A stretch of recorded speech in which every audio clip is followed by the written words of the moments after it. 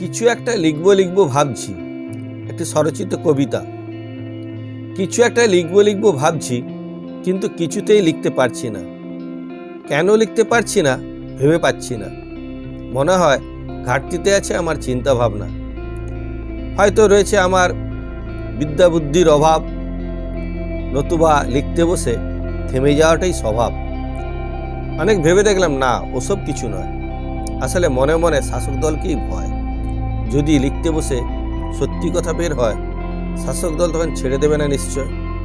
গাঁজা কেস অথবা শ্লীলতাহানির মামলা দিয়ে বলবে, নে এবার তুই সামলা।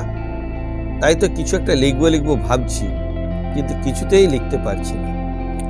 লিখতে বসে যদি লিখে ফেলি প্রতিবাদের কথা, কিংবা লেখা হয়ে যায় যদি কারো দুঃখ কষ্ট ব্যথা, নতুবা অত্যাচারী শাসকের নিষ্ঠুর নির্মমতা, অথবা প্রশাসনের কোথায় কোথায় ব্যর্থতা, তাই থেমে যাই।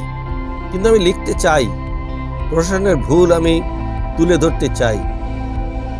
যতই নেমে আসুক শাস্তির খড়গহস্ত, তবুও লিখে যাব সরকারি অপকর্ম সমস্ত। কিছু একটা লিখবো ভাবছি, কিন্তু কিছুতেই লিখতে পারছি না। হাত আমার আড়ষ্ট, মাথায় অসহ্য যন্ত্রণা। তাহলে অসহায় লোকের জন্য কিছু কি লিখব না?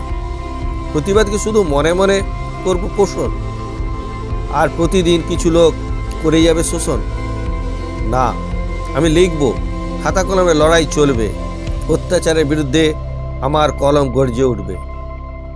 লড়াই চলবে, অন্যায়ের বিরুদ্ধে লড়াই চলবে। নতুন দিনে আশার আলো আবার ঠিক জ্বলবে।